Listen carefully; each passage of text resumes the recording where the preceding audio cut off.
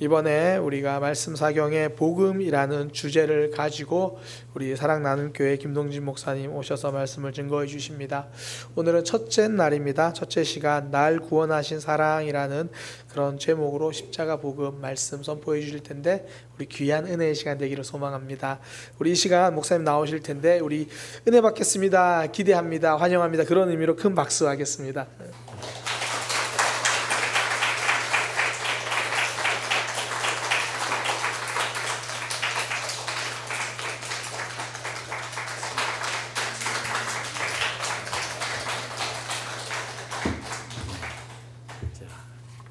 감사합니다. 예, 저의 어릴 적 흑역사를 다 알고 계신 우리 형님들하고 또 우리 또 성경에는 선지자는 고향에 가면 환영 못 받는다고 그랬는데 우리 사랑의 교회 우리 성도님들은 수준이 높으신가 봐요. 고향 분들인데도 이렇게 부족한 사람을 연약함을 다 알고 있는 저를 초대해 주셔서 말씀 전할 수 있는 기회를 주셔서 너무 감사드립니다.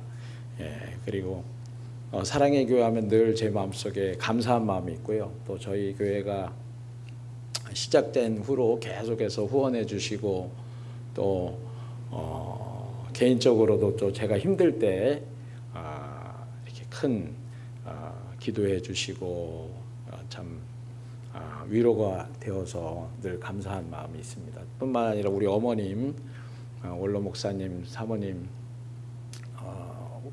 오랜 시간인데도 명절 때마다 또 이렇게 섬겨주시고 장례 때도 와서 인사해 주시고 자식보다 더 나은 것 같습니다.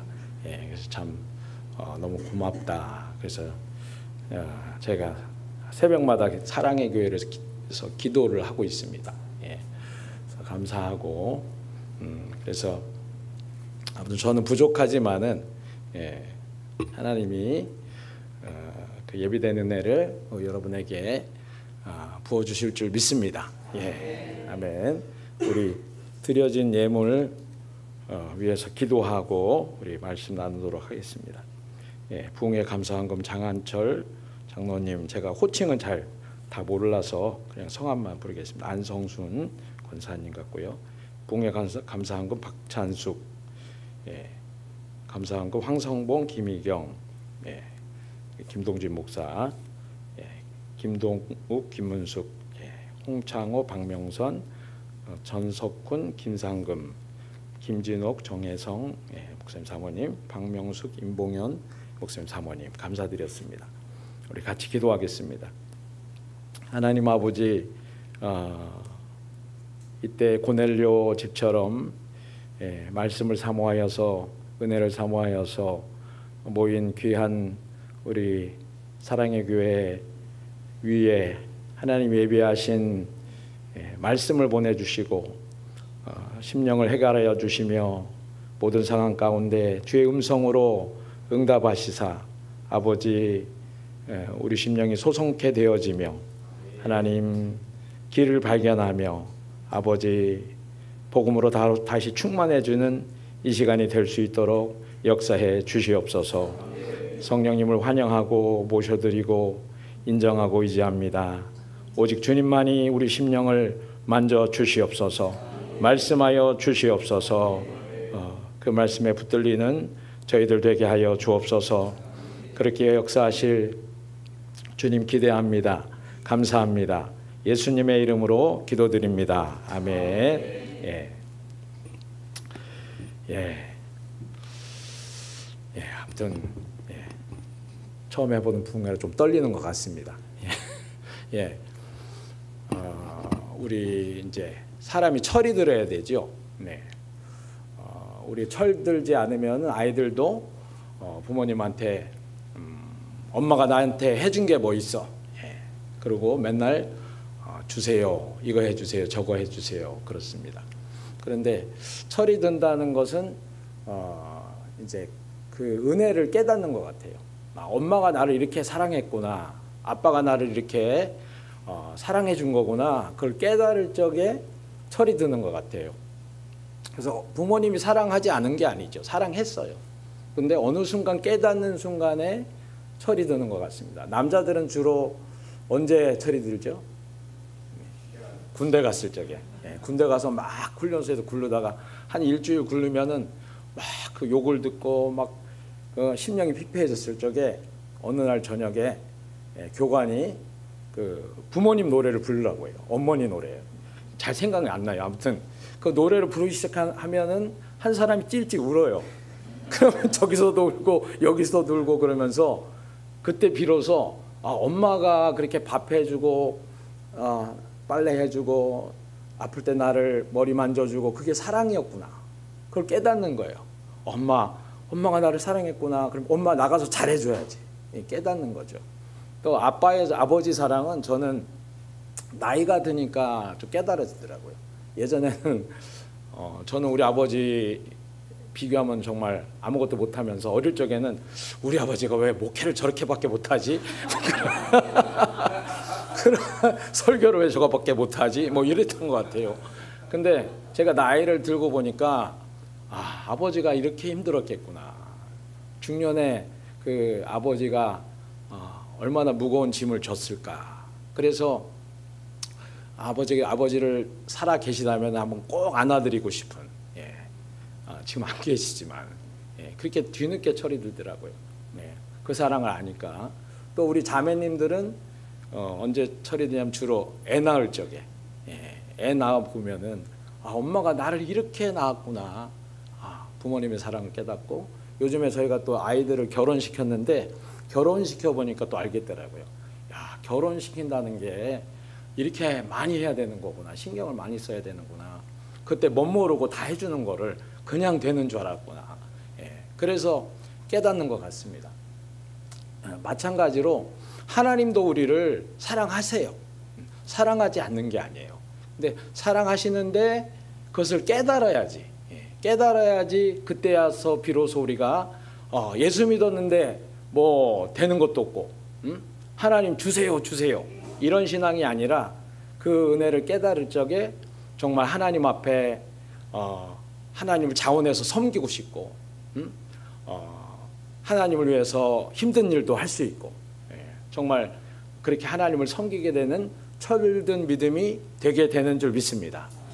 그래서 그 은혜를 어떻게 받을 수 있느냐, 이제 제 경험으로는 사역을 해보면 좀 알겠더라고요. 사역을 해보면은 하나님 심정이 이런 거구나 아는데 우리가 뭐 그걸 다 해볼 수는 없지만은 이 시간에 이 말씀을 통해서 우리 십자가의 예수님의 사랑을 묵상해 보면서 하나님의 은혜로 저와 여러분에게 그 사랑이 깨달아지는 저와 여러분이 되시기를 축원합니다.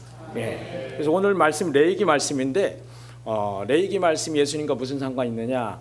요한복음 5장 39절에 보면은 예수님 이런 말씀을 하시죠. 너희가 성경에서 영생을 얻는 줄 알고 성경을 연구하거니와 이 성경이 곧 나에 대하여 증언하는 것이라 그랬어요.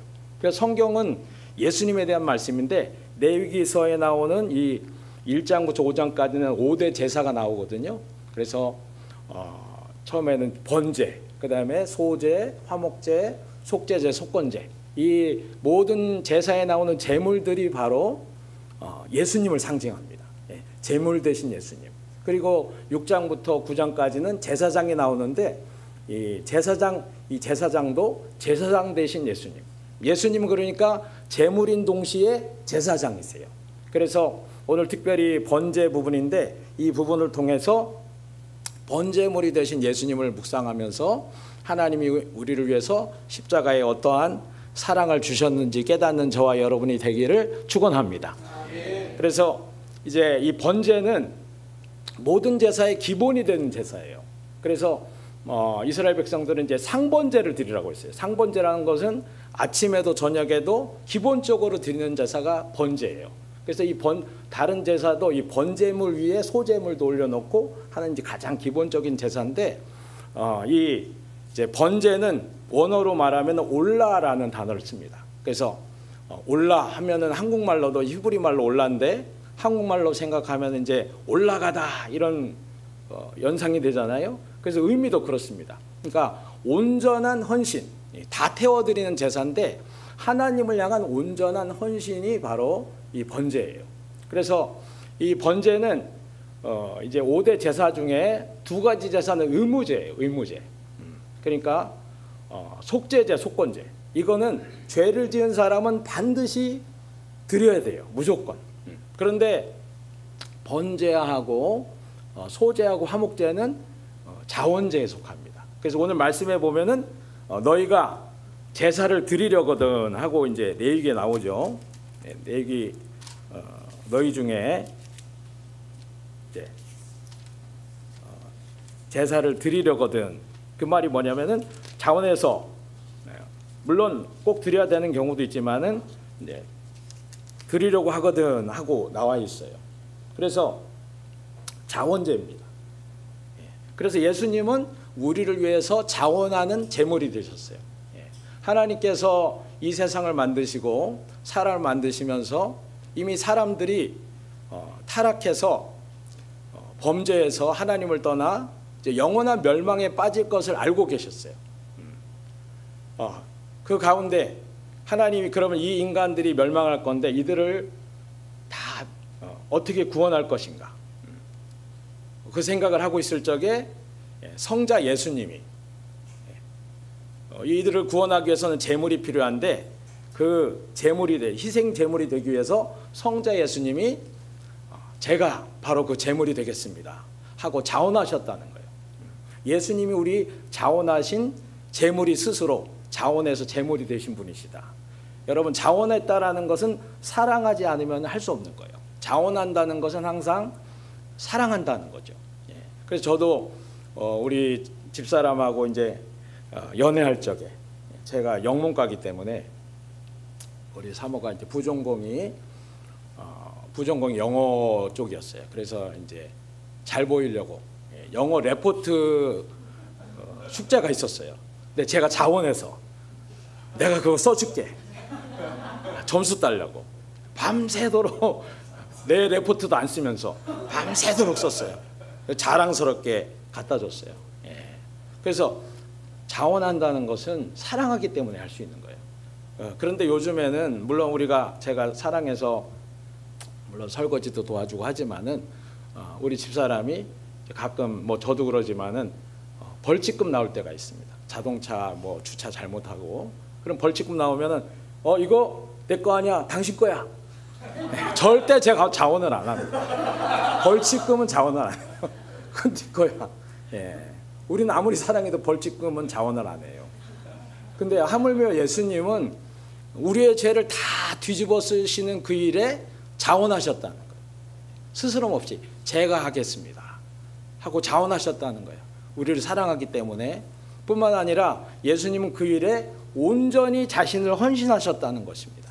그래서 예수님은 우리의 죄를 속하는 이 희생제물이 되기 위해서 태어나심도 우리를 속하는 제물이 되기 위해서 이 땅에 오셨어요. 냄새나는 마구간에 마다하지 않고 태어나셨어요. 30년 동안 무명인으로, 소년 가장으로, 목수의 아들로 살아가셨어요. 그리고 3년 반 동안 공생애를 사셨어요. 사생활이 없었어요. 이 주님의 그 구속사역을 완성하기 위해서 사생활 없이 오늘은 이곳 내일은 저곳 온전히 공적으로 자기 삶을 다 헌신했어요. 그리고 마지막으로는 자기의 몸까지도, 피 한 방울까지도 우리를 속하시기 위해서 다 내어주신 줄 믿습니다. 전적으로 헌신하신 줄 믿습니다. 그것이 주님의 사랑이에요. 여러분, 요즘에 우리가 아무리 헌신한다고 해도 우리가 먹고 사는 생계를 위해서 제일 많이 헌신을 하죠. 그렇지만은 우리가 일을 위해서 헌신을 한다고 해도 우리가 전 삶을 헌신합니까? 쉬는 시간 없이 가정생활 다 포기하고 헌신하는 사람이 있어요? 안 그러잖아요. 워라밸이 중요하다. 아무리 일이 중요해도 쉬는 시간이 있어야 된다. 그러잖아요. 아무리 일이 중요해도 목숨까지 갈아 넣는 사람이 있어요? 없잖아요. 예수님은 나를 살리는 그 일에 자기의 목숨을 다 갈아 넣으셨어요. 자기 전부를 다 들으셨어요. 그것이 주님의 사랑인 줄 믿습니다. 그래서 우리가 살 수 있는 것입니다. 그리고 그 예수님은 오늘 본문에 보면은 그 이제 번제를 드리기 위해서 제물을 골라야 돼요. 제물을 고르는데 그 제사 드리는 사람이 집에서 제물을 고를 적에 흠 없는 제물을 가져옵니다. 흠 없는 제물, 소나 염소나 양이나 그리고 또 뭐 비둘기 뭐 이런 거. 그래서 제물을 고를 적에 흠 없는 제물을 가지고 와서 이제 제사장한테 검사를 받고 이제 제물을 드립니다. 그럴 적에 제물을 드리기 전에 먼저 이제 사마크라고 해서 이제 안수를 해요. 안수 그냥 손을 간단히 올리는 게 아니라 온몸에 체중을 실어서 그 가축의 머리에 손을 기댄 채로 안수를 합니다. 예. 그럼 하나님이 왜 까다롭게 좀 웬만한 거 받아주면 좋지 왜 흠 없는 제물을 가져오라고 하셨을까? 하나님이 고기 종류를 뭐 A+ 등급을 좋아하셔서 아주 까다로워서 그러셨을까? 예, 그게 아니에요. 이 제사자가 그 제물에게 안수하면서 뭐를 하냐? 자기 죄를 고백하는 거예요. 예, 자기 죄를 고백하면은 자기의 죄가 그 제물에게 덮어 씌워지는 거예요. 제물에게 전가되는 거예요. 제물에게 전가되는 순간 또 그 제물의 흠없음이 이 제사자에게 전가되는 거예요. 교환되는 것입니다. 그래서 이 제물로 인해서 그 흠없음으로 인해서 이 의롭다함을 받는 것이죠. 그래서 예수님은 우리를 흠없게 하기 위해서, 우리를 의롭다 하기 위해서 흠없는 제물로 이 땅에 오신 줄 믿습니다. 그래서 우리는 죄악 중에 태어났지만은 예수님은 죄 없이 동정녀 마리아를 통해서 태어나셨어요. 그리고 히브리서 4장의 14절에 우리에게 있는 대제사장은 우리의 연약함을 체휼하지 않는 자가 아니요 우리와 한결같이 시험을 받은 자로되 죄는 없으시다. 그러니까 주님은 죄 없이 태어나셨을 뿐만 아니라 평생 흠없기 위해서 죄를 안 지셨어요. 저는 살아보니까 하루도 죄 안 짓고 살기가 너무 힘들더라고요. 근데 예수님은 40일 동안 금식한 그 극도의 굶주림 속에서도 유혹이 안 넘어가셨어요. 또 예수님은 마귀가 세상을 다 주고 모든 영광을 줄 테니까 나에게 절하라. 그 유혹 앞에서도 세상을 다 거절하셨어요. 우리를 구하기 위해서. 주님이 그렇게 죄를 이기셨기 때문에 흠 없는 제물이 됐기 때문에 우리가 의롭다함을 받게 된 줄 믿습니다. 그 흠 없음을 덧입게 된 줄 믿습니다. 예. 그리고 예수님은 그리고 나서 이제 이 제물을 죽이는 거죠. 예. 이 제물을 누가 죽이냐면은 제사하러 온 사람이 제사장이 죽이는 게 아니라 제사하는 사람이 죽입니다. 그래서 이 제물은 가축을 데려오게 돼 있어요. 가축이란 것은 이제 원어로 베하마라는 그런 단어인데 잡아온 건 안 돼요. 어디서 사온 건 안 돼요. 자기가 기른 가축이어야 돼요. 예를 들어서 이제 한 1년 동안 가축을 길렀다고 생각해 보세요.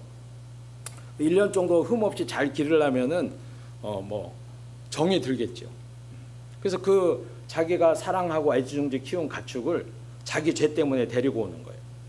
데리고 와서 그 죄 없는 가축을 자기 손으로 죽여야 돼요. 그러면서 뭐를 느끼겠어요?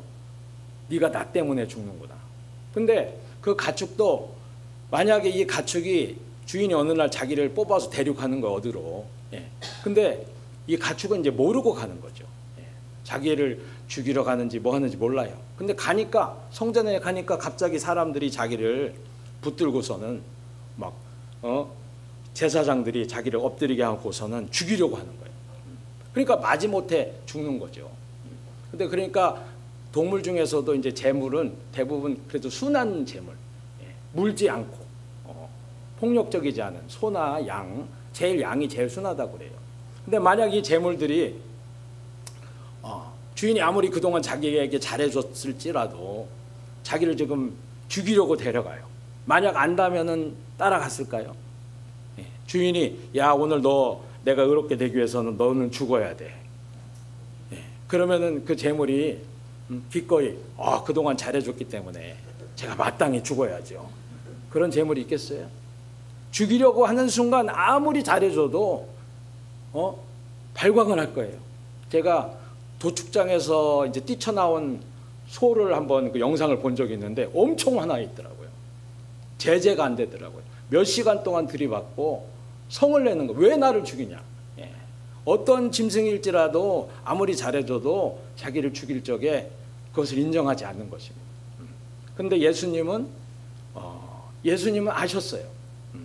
예수님은 누가복음 우리 한번 9장 51절 한번 찾아봅시다. 예.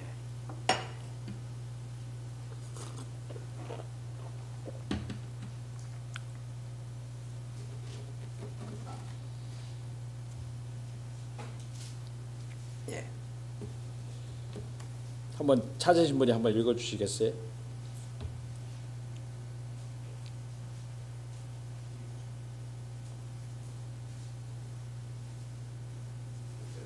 (9장 51절인데)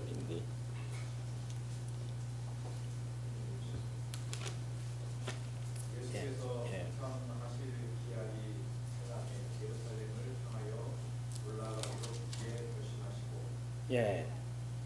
자, 예수님이 승천할 기약이 참에 예루살렘을 향하여 이제 승천할 기약이란 건 예수님이 이제 죽임 당하셨다가 부활하셔서 올라가실 것을 말하죠. 예수님 지금 예루살렘에 죽을 것을 다 알고 계셨죠. 예. 그런데 예수님은 올라갈 것을 굳게 결심하셨다는 거예요. 예. 예수님도 두려웠어요. 예수님은 누구를 위해 죽는 거예요? 자기를 무시하고 대적하는 자기가 만든 피조물을 위해서. 예? 자기를 사랑해주는 존재가 아니에요. 주인이 아니에요. 자기가 만든 피조물이에요. 그 피조물을 자기를 무시하는 대적하는 그들을 살리려면 죽어야 돼요. 예수님은 도망갈 수 있었어요. 피할 수 있었어요. 다 알고 있었어요. 모르고 당하는 일이 아니에요. 그렇지만 예수님은 거절하지 않고 굳게 결심하시고 가셨다는 거예요. 피하지 않고 기꺼이 우리를 위해 죽기 위해서. 그리고 이 재물을 죽일 적에 탈무드에 보면은 재물 죽이는 법이 나오는데 그 죽이는 법이 이제 쉐이타라고 그러는데요. 그래서 할리프라는 칼을 아주 날카롭게 간다고 합니다. 그 칼을 날카롭게 갈아서 그 죽이는 것도 이제 원칙적으로는 제사 드리는 사람이 죽여야 돼요. 그래서 그 동물을 이제 목을 베는데 목을 한 번에 베가지고 목에 경동맥과 정맥과 그 다음에 식도와 또 기도 이걸 한꺼번에 끊어야 된대요. 한꺼번에 끊으면은 다량의 피가 쏟아져 가지고 제일 빨리 죽을 수 있다는 거예요. 그래서 재물을 죽일 적에도 이제 급률의 법칙이 있어요. 그래서 가장 고통을 적게 해주면서 죽여야 돼요. 그래서 그런 방법으로 죽이는 거예요. 근데 예수님은 사람들이 어떻게 죽였지요? 예수님은 가장 잔인한 방법으로. 십자가라는 것은 가장 고통스러운 처형 방법이었어요. 그리고 예수님 죽이기 전에 채찍으로 때리고 모욕을 한 다음에 가장 고통스러운 방법으로 예수님을 매달아 죽였어요. 그리고 뿐만 아니라 아무리 이제 범죄자도 여러분 사형장에서 인권이 있기 때문에 아무리 극악한 죄인도 죽일 적에는 어떻게 하죠? 존중해줘요. 소원도 들어줘요. 마지막 소원이 뭐냐? 담배 한 대 피겠습니다. 담배 피게 해줘요. 근데 예수님은 어떻게 하셨어요? 그렇게 잔인하게 죽이면서 조롱했어요. 네가 하나님의 아들이면 한번 내려와 봐. 증명해봐. 빨가벗겨놓고 조롱했어요. 그런데도 예수님은 그렇게 당한 걸 다 아시면서도 그 죽음을 택하셨다는 거예요. 그리고 예수님이 그 고통 속에서 무엇을 생각했을까? 히브리서 12장 2절에 이렇게 나옵니다. 믿음의 주여 온전케 하시는 예수를 바라보자. 그는 그 앞에 있는 즐거움을 위하여 십자가를 참으사 부끄러움을 개의치 아니하시더니. 여러분 제가 암에 걸렸을 적에 코피가 터져가지고 한 24시간 동안 출혈이 안 멈추더라고요. 피가 계속 나는데 아무리 지혈을 해도 안 되고. 그러니까 그 고통이 오고 무서우니까 아무 생각도 안 나더라고요. 내가 아픈 것만 생각나더라고요. 사람이 고통 가운데 있으면은 자기 생각밖에 안 하게 돼요. 뭐 자식 생각 안 나요. 빨리 이 고통에서 좀 나를 건져줘라. 이기적이게 돼요. 근데 예수님은 그 극도의 고통 속에서 뭐를 생각했냐? 그 앞에 있는 즐거움을 생각하셨대요. 그 즐거움이 뭘까? 아, 내가 이렇게 죽으면은 아무개가 구원받을 수 있겠지. 아무개가 살아날 수 있겠지.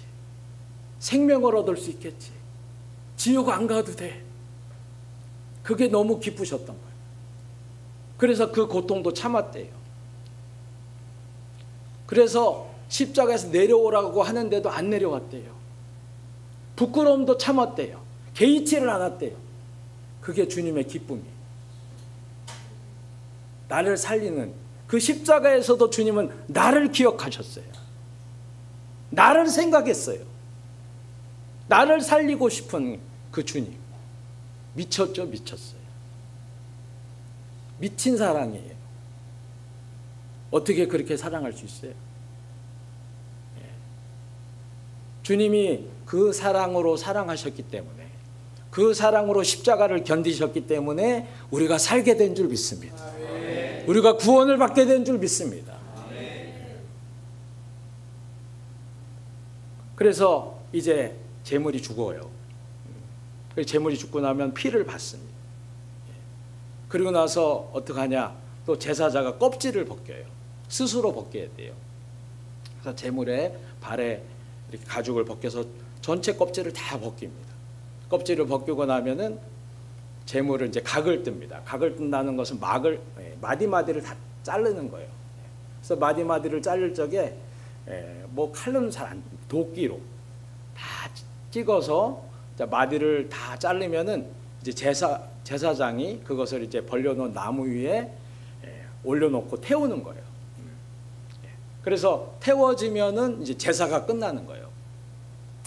그래서 이 제사가 오늘 이 번제는 특별히 다 태우는 건데, 이 제물을 다 태웠을 적에 하나님이 그 향기를 흠양하셨다. 그 향기를 흠양하면은 제사가 끝난 거예요. 흠양했다. 하나님이 기쁘게 받은 거죠. 그러면 하나님은 소고기 냄새를 참 좋아하시죠. 소고기 냄새를 좋아하시기 때문에 제물을 태우는 걸 너무 좋아하시는 거야. 하나님이 소고기 냄새가 좋고 양고기 냄새가 좋아서 태우는 냄새가 좋아서 흠양하신 게 아니라, 이 흠양하다라는 단어가 뭐냐면은 니오아흐라는 단어예요. 히브리 단어로. 그래서 이 니오아흐라는 단어의 의미는 안식하다라는 의미예요. 안식하다. 하나님이 그 향기를 맡으시고 쉬신다는 거예요. 뭐에서 쉬느냐? 진노에서 쉬신다는 거예요. 진노에서. 왜 진노하셨느냐? 그 죄악 때문에 하나님이 진노하셨는데, 그 진노에서 비로소 그 제물이 죄를 뒤집어 쓰고 태워지는 걸 보면서 하나님의 진노가 식어지는 거예요. 하나님이 진노에서 안식하는 거예요. 그래서 여러분, 죄는 진노를 일으키죠. 여러분도 나와 상관없는 일일지라도 TV에서 아주 악한 사람이 뭐 예를 들어서 여자들 이렇게 계속 지키는 사람 뭐라고 그러죠? 스토커가 막 있다가 막 찔러 죽였다. 막 무자비하게. 그럼 무슨 마음이 들어요? 저런 죽일 놈. 막 화가 나잖아요. 남 일만 해도 그렇게 화가 나요. 제가 화가 났을 때가 있는데, 우리 둘째 아들 태선이가 이제 학교에 3, 4학년 때인가 그랬어요. 초등학교 때. 근데 걔가 말을 안 하고 있다가 한두 달째 학교에서 2명이 자기를 계속 괴롭힌다는 거예요. 막 울더라고. 근데 말을 안 한 거야. 근데 우리 태선이가 미국에서 한 3살까지 살다가 와서 어릴 적에 영어도 잘 안 되고 한국말도 안 되고 표현력이 약한 거야.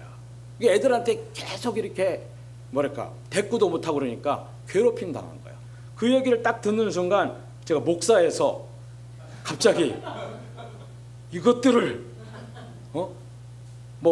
때려 가서 당장 때려줘야겠다. 아니면 막 가서 너 죽을래? 막 이렇게 겁주 어떻게 해주고 싶더라고요. 근데 차마 그렇게 하면 신문에 날 것 같아서 하지는 못했어요. 다음날 가서 선생님한테 얘기해서 해결을 했는데 정말 화가 나더라고. 근데 여러분, 우리도 우리의 죄가 주님을 화나게 하고 있다는 걸 깨달아야 돼요. 우리가 이웃은 다 하나님의 형상으로 지어진 형제들이에요. 근데 우리 이웃에게 상처 준 거, 하나님을 화나게 하는 거예요. 또 우리가 언제 화나요? 내 거를 마음대로 할 적에, 나를 무시할 적에. 우리는 순간순간 하나님을 무시해요. 하나님을 인정하지 않아요. 하나님을 주인이라고 하면서도 내 마음대로 해요. 그 모든 죄악들이 하나님을 진노케 하세요. 근데 하나님은 진노해서 우리에게 진노를 발해야 되는데, 하나님은 자기 아들을 대신해서 십자가에 매달아 놓고 그 진노를 예수님에게 다 쏟아부으셨어요. 예수님에게 나 대신에 그 진노를 다 쏟아부었기 때문에 더 이상 우리에게 진노하지 않고 우리를 사랑스러운 눈길로, 자비한 모습으로 대해 주실 수 있는 줄 믿습니다. 십자가가 하나님의 진노를 해결한 거예요. 뿐만 아니라 5대 제사가 있는데, 5대 제사의 속죄제는 죄를 지으면은 죄값이 발생해요. 그래서 우리가 죄값을 감옥에 가서 치르잖아요. 근데 바로 이 속죄제는 우리의 죄값을 치르는 제사예요. 그리고 죄를 지은 사람은 부정하게 돼요. 그러니까 하나님을 만날 수가 없어요. 근데 바로 예수님은 우리의 속죄물이 되셔서 우리의 죄값을 십자가에서 다 치러 주실 뿐만 아니라 우리를 죄에서 깨끗게 하신 줄 믿습니다. 또 이 속건제는 죄로 발생하는 피해가 발생해요. 이 세상에 가장 많은 손해를 발생하는 게 죄예요. 죄. 예를 들어서 내가 어떤 남자가 바람을 폈어요. 그러면은 어떻게 돼요? 아내에게 씻을 수 없는 상처를 주죠. 자녀에게도 피해를 끼쳐요. 자기 자신도 죄책감에 시달려요. 여러분, 아담과 하와가 범죄니까 모든 사람이 저주 아래 있잖아요. 이 세상에 가장 치명적이고 큰 손해를 가져오는 게 죄예요. 죄. 저도 이렇게 보면은 제가 지금도 부족하지만 과거에는 너무 철이 없이 마음으로 또 행동으로 하나님 믿는 사람답지 못하게 한 모든 행동들 때문에 상처 준 게 너무 많아요. 근데 그 모든 손해 끼친 거를 우리가 다 갚을 수 있어요, 없어요? 찾아가면서 다 복구할 수 있어요, 없어요? 복구할 수가 없어요. 그래서 예수님이 우리의 속건제물이 되셔서 우리가 죄로 말미암아 일으킨 모든 손해를 예수님이 다 갚아주신 줄 믿습니다. 또 여러분, 화목제물 되셨어요. 여러분, 죄는 관계를 깨트려요. 관계를 불화하게 해요. 여러분, 우리가 어떤 사람이 죄를 나에게 너무나 상처를 줬어요. 그 사람 어렵게 용서했어요. 근데 용서하고 친하게 지내는 것은 또 다른 문제예요. 용서는 할 수 있지만은 그 사람과 화목하는 건 또 다른 문제라고. 근데 예수님이 화목제물 되셔서 하나님과 우리 사이의 죄의 장벽을 허물어 버리셨기 때문에 우리가 용서받을 뿐만 아니라 하나님을 아버지라 친밀하게 부르고 하나님과 친밀한 관계로 회복되어진 줄 믿습니다. 또 예수님 우리의 소제물이 되세요. 소제물이라는 것은 가루로 드리는 거죠. 그래서 예수님은 자기를 가루처럼, 예수님의 온전한 인격을 말해요. 자기를 가루처럼 부인하시면서 온전히 우리를 섬겨주신 줄 믿습니다. 이 소제물로 이제 떡을 만들거나 이제 기름에 볶거나 화덕에 굽거나 또 삶아서 소제물을 드려요.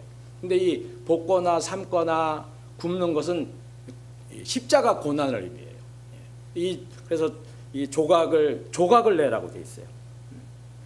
그래서 이 십자가 고난으로 주님이 섬겨 주셨죠.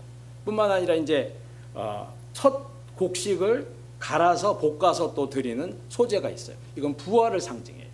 예수님이 자기 몸이 부서지도록 십자가로 섬기시고 부활로 우리를 섬겨 주신 줄 믿습니다. 그래서 이 죄는 우리에게 저주를 가져오죠.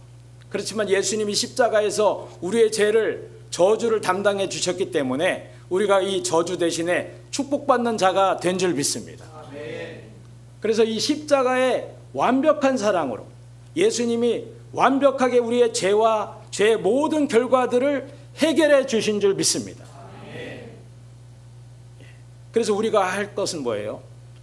우리가 이 십자가의 사랑을 믿고 보혈의 능력을 믿고 우리가 이 예수의 이름을 붙들고 예수의 보혈을 공로를 의지해서 하나님 앞에 나아갈 적에 그 용서를 오늘도 누리게 되는 줄 믿습니다.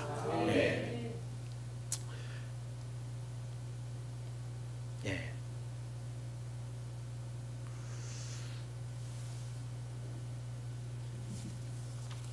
자.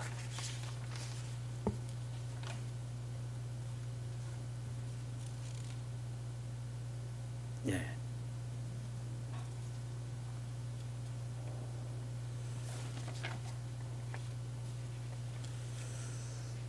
예. 근데 우리가 이렇게 십자가의 사랑을 생각했지만은 또 우리 그렇게 생각합니다. 아, 주님이 그렇게 우리를 사랑했지. 예. 근데 지금은 주님이 나를 사랑하시는가?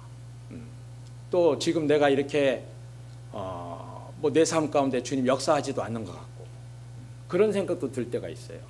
예. 그러나 그렇지 않습니다. 여러분, 하나님은 세상을 창조하실 때도 모든 것을 창조하신 다음에 우리에게 다 누리라고 하셨어요. 모든 것을 다 만드신 다음에 너희 다 누려. 옛날에 그런 선전이 있잖아요. 잘 정확히 생각 안 나는데 너 다 가져라. 뭐 그런 선전이 있었어요. 그런 것처럼 하나님은 모든 것을 만드신 다음에 너희 다 누려라. 그런 다 주시는 사랑을 하셨고 또 십자가에서는 그 하나님의 사랑을 배반하고 떠난 우리에게 다시 나타나셔서 그 모든 우리의 허물과 죄를 갚아주시는 사랑을 하신 줄 믿습니다. 그 사랑을 표현한 거예요. 하나님의 사랑은 똑같아요. 여러분, 우리가 남녀가 사랑하지만은 가장 크게 사랑을 표현할 때가 언제예요? 결혼식이잖아요. 결혼식에 가장 좋은 예물을 주면서 고백을 하는 거잖아요. 십자가는 그렇다는 거예요. 그렇지만은 십자가뿐만 아니라 지금도 그 사랑이 저와 여러분에게 계속되고 있다는 것을 믿기를 축원합니다.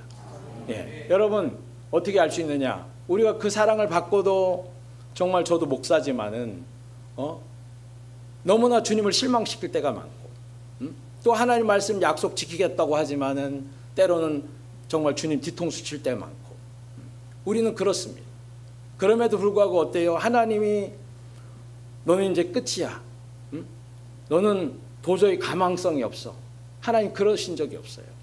우리가 그렇게 주님께 실망시키고 주님을 떠났을지라도 먼저 찾아오시는 분이 누구세요? 먼저 다가오시는 분이 누구세요? 예수님이 오늘도 우리를 찾아오시는 줄 믿습니다. 말씀으로 찾아오시는 줄 믿습니다. 성령의 감동으로 내가 기다리고 있다. 내가 여전히 너를 사랑한다. 나는 너를 포기하지 않고 있다. 그렇게 할 수 있는 것은 여전히 우리를 사랑하기 때문에 그 뜨거운 사랑으로 하나님 우리 찬송가 되어 있죠.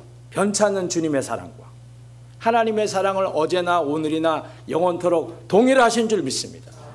하나님이 나를 그렇게 뜨겁게 사랑하신다는 것을 믿고 그 사랑 앞에 나아가시기를 축원합니다.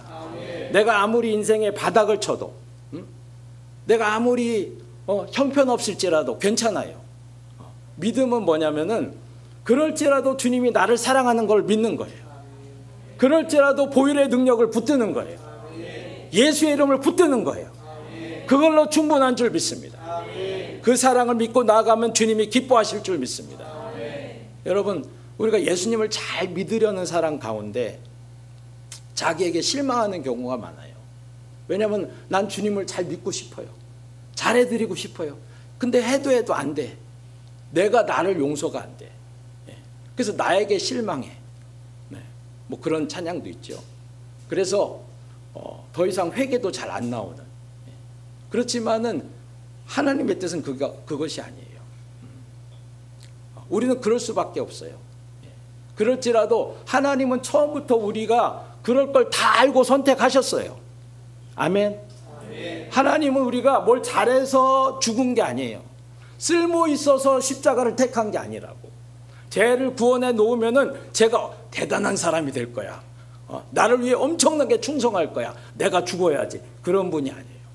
내가 하나님을 무시하고 대적할 때도 내가 쓸모 있어서가 아니라 그냥 사랑해서 그냥 무조건적으로 죽어주신 줄 믿습니다. 그렇기 때문에 내가 그럴 걸 다 알고 있어요. 그렇지만 여전히 내가 그 보혈 앞에 나와서 그 은혜를 받기를 원하신 줄 믿습니다. 네. 예수님이 베드로에게 그랬죠. 베드로가 이제 세족식을 알려주니까 전 닦을 수 없습니다. 그러니까 너 그렇지 않으면은 너랑 나랑 상관이 없다. 그게 무슨 말이에요? 우리는 구원을 받아도 여전히 손과 발을 주님께 씻김을 받아야만 살 수 있는 존재인 줄 믿습니다. 그렇기 때문에 우리가 포기하지 말고 좌절하지 말고 나는 또 넘어질 거야. 괜찮아요. 그럴지라도 주님 앞에 나가면은 오늘도 보혈의 은혜가 우리에게 임할 줄 믿습니다. 우리가 새롭게 될 줄 믿습니다. 자, 우리가 그런 은혜를 주셨는데 오늘 그 은혜에 반응해서 우리가 잠깐 또 어떻게 예배를 드려야 될지, 우리가 그 하나님을 예배해야 되는데 오늘 말씀에 보면은 그 예수님을 주님이 기쁘시게 받을 만하게 예배하라고 그랬어요. 너희가 번제를 드리려거든. 3절에 한번 보겠습니다. 자, 3절에 이제 그 예물이 소재의 번제이며 흠없는 수컷으로 회막문에서 여호와 앞에 기쁘게 받으시도록 드릴지니라. 자, 어떻게 받으시게 드리라고요? 기쁘게 받으시게. 그래서 우리가 하나님이 기쁘게 받으시게 드려야 되는데 어떻게 기쁘게 받으셔야 되느냐? 첫째는 준비된 모습으로 드려야 된다는 거예요. 오늘 이 제사자가 제물을 가져올 적에 제사자가 그 성전에 도착해서 예배가 시작되는 것이 아니라 제사는 이제 제물을 고를 때부터 시작돼요. 그래서 집에서 흠없는 제물을 골라야 돼요. 그리고 그 흠없는 제물을 성전까지 먼 곳에 있을 적에는 며칠이 걸릴 수도 있어요. 그걸 끌고 가야 돼요. 그리고 가서 제사장이 합격 심사를 하고 도장을 딱 찍어줘야지 제사를 드릴 수 있는 거예요. 그러니까 이 제사는 집에서 제물을 고를 때부터 시작되는 거예요. 우리 예배도 마찬가지예요. 우리 예배가 준비하는 때부터 예배인 줄 믿습니다. 그래서 우리가 주님을 막 예배하기 위해서 옷을 차려 입고 또 헌금을 준비하고 또 주일날 예배 드리기 위해서 어떻게 해야 돼요? 그런 외모적인 것뿐만 아니라 주님을 또렷한 정신으로 만나기 위해서 전날 잠도 잘 자고 좋은 컨디션으로, 베스트 컨디션으로. 여러분 밤새 놀고 지친 모습으로 애인 만나러 가는 사람 있어요? 그런 사람 없잖아요. 주님을 최상의 컨디션으로 만나기 위해서 전날 잘 준비하는 거, 그게 준비입니다. 뿐만 아니라 하나님 앞에 나와서 기도로 준비하는 거. 레위기 16장에 보면은 대속죄일이 있는데 대속죄일 날 대제사장은 지성소에 들어가서 분향을 하면서 분향으로 지성소를 그 분향의 연기로 가득 채워야 돼요. 그게 무슨 소리냐면은 이 분향은 기도를 의미하는데 기도로 가득 채우라는 거예요. 우리가 예배를 준비할 때에 예배 전 앞에 나와서 여러분이 기도로 성전을 가득 채우기를 축원합니다. 설교하실 목사님을 위해서 기도하시고 또 예배를 위해 기도하시고 성령님이 역사하시길 기도하시고 그 예배 가운데 하나님이 임재하시고 예비된 은혜를 주실 줄 믿습니다. 준비된 예배가 되어야 되는 것입니다. 두 번째 예배는 감사하고 찬양하는 예배가 되어야 한다. 여러분 이 과거에는 늘 이렇게 제물을 갖고 나와서 이렇게 제물을 죽이고 해야 됐어요. 그런데 감사하게 예수님이 십자가에서 영원히 단번에 모든 제사를 완성해 주신 줄 믿습니다. 더 이상 우리는 제사 드릴 필요가 없어요. 동물을 가지고 나와서 죽이고 할 필요가 없어요. 예수님이 한 번에 다 온전한 제사가 되어 주셨어요.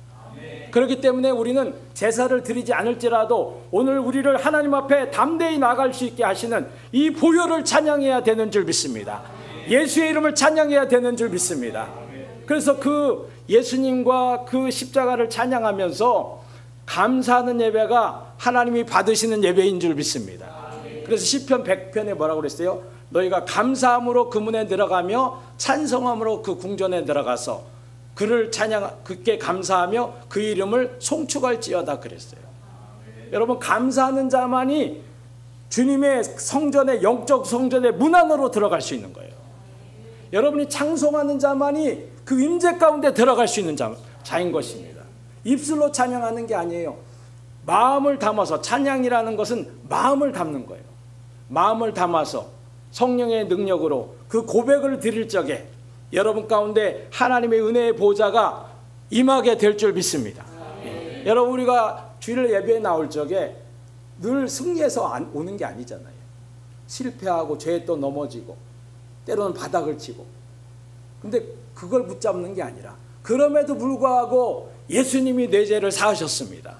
그럼에도 불구하고 나에게 예수의 이름이 있습니다. 그럼에도 불구하고 예수님 때문에 나는 주님 앞에 나갈 수 있습니다. 그 이름을 찬양합니다. 그 이름을 의지합니다. 그 이름을 높이는 것입니다. 그 마음으로 믿음으로 예배할 적에 하나님이 감동하시는 거예요. 네가 내 보혈의 능력을 믿는구나. 네가 내 이름의 능력을 믿는구나. 하나님이 기뻐하시고 그 예배를 받으실 줄 믿습니다. 그래서 진정한 예배가 있어야 돼요. 그래서 신령과 진정으로 드리라는 거예요. 이 진정이 이 복음의 진리를 붙들고 찬양하라는 거예요. 왕 되신 주님을 찬양하라는 것입니다. 그럴 적에 하나님 임재하시고 이 자리에 역사하실 줄 믿습니다. 영광 받으실 줄 믿습니다. 그리고 나가서 이제 감사와 찬양 예배를 드린 다음에 우리는 회개 예배를 드려야 돼요.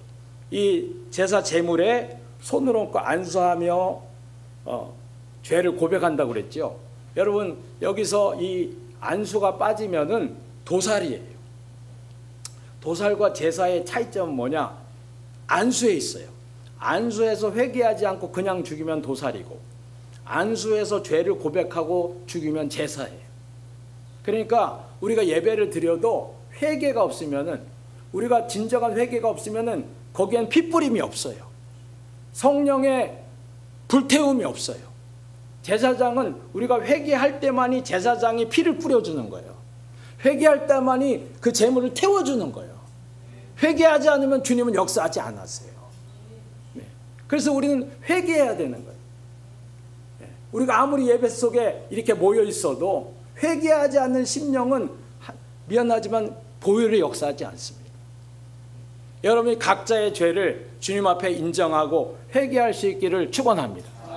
그 회개, 진정한 회개를 하기 위해서 어떻게 되느냐? 껍질을 벗겨야 돼요. 껍질은 우리의 위선과 가식을 상징해요. 우리가 주님 앞에 진정한 회개를 하기 위해서는 사울왕처럼 사람들이, 백성들이 원해서 그랬어요. 그럴 수밖에 없었어요. 이렇게 합리화하면 안 돼요. 아담처럼 하와 때문에 그랬어요. 죄 때문에 그랬어요. 그래도 안 돼요. 누구 때문이라고 해도 안 돼요. 그럴 수밖에 없었어요. 그래도 안 돼요. 그냥 솔직 담백하게 인정하는 거예요. 주님, 제가 그랬어요. 제가 잘못했어요. 그렇게 죄를 인정할 적에 주님이 보혈로 역사하실 줄 믿습니다. 뿐만 아니라 우리가 이 껍질을 벗긴 다음에 이 각을 뜨잖아요. 이 각을 뜨는 건 뭐예요? 우리가 회개할 적에 그 몸을 찢는 심정으로 통회하며 회개하라는 거예요. 그래서 하나님은 옷을 찢지 말고 마음을 찢으라고 그랬어요. 시편 51편에 하나님이 그 상한 심령을, 통회하는 심령을 멸시치 않는다고 하신 줄 믿습니다. 그래서 우리는 마음을 찢으면서 인정하는 거예요. 죄를 인정하면서 마음을 찢으며 회개할 적에 오늘도 보혈이 역사하고 하나님이 역사하실 줄 믿습니다. 그래서 여러분, 회개함으로 하나님이 예배를 통해서 날마다 보혈이 역사하고 성령의 불로 우리 심령이 태워지는, 그렇게 회개할 적이면 성령으로 내 마음이 새로워지게 되는 줄 믿습니다. 여러분, 정말 이 안타까운 마음이 있어야 된다는 거죠. 물론 우리가, 저도 알아요. 신앙생활 오래 했기 때문에 어떤 죄는 계속 또 짓게 돼요. 그럼 나중에 또 뭐 회개해도 또 지을 건데. 여러분, 그렇지만 하나님은, 여러분, 가룟 유다가 고의로 죄를 지은 것과 베드로가 연약해서 지은 건 다른 거예요. 여러분이 죄를 지어도 고의로 짓지는 않잖아요. 내가 안 지으려고 하는데 그 상황 가운데 넘어져서 연약해서 짓잖아요. 그거는 고의로 짓는 건 아니에요. 하나님은 아세요. 여러분의 마음 중심이 죄를 이기고 싶고 용서받고 싶은 마음 아시는 줄 믿습니다. 예. 그리고 때가 되면은 그렇게 안타깝게 주님 앞에 은혜를 구하면은 때가 되면은 그 죄에서 떠나게 하실 수 있는 능력을 주실 줄 믿습니다. 예. 그리고 어떤 죄는 계속 반복되는 죄가 있어요. 그거는 내가 완악해서 짓는 게 아니라 상처가 있기 때문에 짓는 거예요. 그거는 상처를 해결받아야 돼요. 나를 계속 죄짓게 만드는 나 안에 결핍이라든지 연약함이 있어요. 그래서 나는 정말 구제불능이야. 나는 완악해. 그거는 자책하는 거예요. 그게 아니라 하나님은 여러분 안에 그런 안타까운 심령이 있을 적에 그걸 받으시고 때가 되면 은혜를 주셔서 그 죄를 반드시 이기게 하실 줄 믿습니다. 그리고 마지막으로 헌신의 예배가 되어야 됩니다. 이렇게 마지막 이걸 태우는 거죠. 하나님께 헌신하는 거예요. 그래서 이제 회개를 한 다음에 목사님이 여러분에게 목사님을 통해서 하나님 말씀이 선포될 적에 그 말씀에 헌신하고 반응하는 저와 여러분이 되시기를 축원합니다. 여러분 그러면 헌신한다고 되느냐? 우리 신앙생활 오래 해본 사람들 다 헌신해봤잖아요. 헌신해도 안 된다. 물론 내 헌신만으로 안 됩니다. 헌신할지라도 성령의 능력이 와야 돼요. 그렇지만은 헌신도 안 하면 성령도 역사 안 해요. 결단과 헌신을 해야 돼요. 그래서 여러분 작은 것이라도 헌신해야 됩니다. 그래서 저희가 작은 교회고 비교할 수 없지만은 저희는 이제 제가 설교를 하면은 작은 거라도 헌신을 주보에 써서 제가 찬양하고 나면은 다 내라고 그래요. 그럼 다 냅니다. 저도 냅니다. 작은 거라도 기도에 대한 말씀을 들었다. 그럼 내가 이번 주에 내 주변 사람들 기도 제목을 써서 기도 노트를 만들어서 내가 하루 10분이라도 기도해 보겠다. 작은 것이라도. 여러분 주님이 원하는 것은 애쓰는 게 아니라 반응하는 거예요. 말씀에 반응하는 거예요. 여러분 마태복음 11장에 예수님이 내가 이 세대를 말하면서 우리가 피리를 불어도 너희가 춤을 안 추고 우리가 곡을 해도 슬퍼해도 너희가 곡을 하지 않는다. 주님이 답답해 하신 게 뭐예요? 반응하지 않는다는 거예요. 주님은 우리가 열심히 하는 걸 원하는 게 아니라 말씀에 반응하길 원하시는 줄 믿습니다. 여러분 우리가 학원을 하는데 제일 어려운 학생들이 중학생들 시체놀이 하는 학생들. 시체놀이 아세요? 반응이 없어요. 얘가 수업을 듣는 건지 안 듣는 건지. 어떤 애는 그 다음에는 하겠다고는 하는 애 있어요. 예 근데 아무것도 안 해. 소망이 없어요. 근데 누가 가능성이 있느냐? 하는 애들. 하겠어요. 뭘 해와. 그럼 선생님이 포기 안 해요. 걔는 소망이 있어요. 아무리 실력이 없어도 걔는 가능성이 있다고. 선생님이 포기하지 않아요. 여러분 그래서 우리 예배는 결단을 통해서 삶의 예배로 이어져야 되는 줄 믿습니다. 그게 하나님이 받길 원하는 예배예요. 우리가 예배 시간에 결단해서 그 결단을 가지고 삶의 예배로 나가는 거예요. 그것이 우리의 살아있는 신앙생활인 줄 믿습니다. 여러분 하나님은 가인과 가인의 예배를 받으셨어요. 안 받았어요. 아벨과 아벨의 예배를 받았대요. 그게 무슨 소리예요? 아벨의 제물만 받은 게 아니라 아벨의 삶을 받았다는 거예요. 여러분 우리가 삶으로 예배하지 않으면 나중에 예배도 다 위선과 가식이 돼요. 우리가 예배 시간에 진정 주님의 말씀 앞에 반응해서 드릴 적에 삶의 예배가 될 적에 하나님 우리의 삶을 새롭게 하실 줄 믿습니다. 하나님이 이 교회 가운데 역사하실 줄 믿습니다. 새 일을 행하실 줄 믿습니다. 그런 저와 여러분이 되시기를 주님의 이름으로 축원합니다.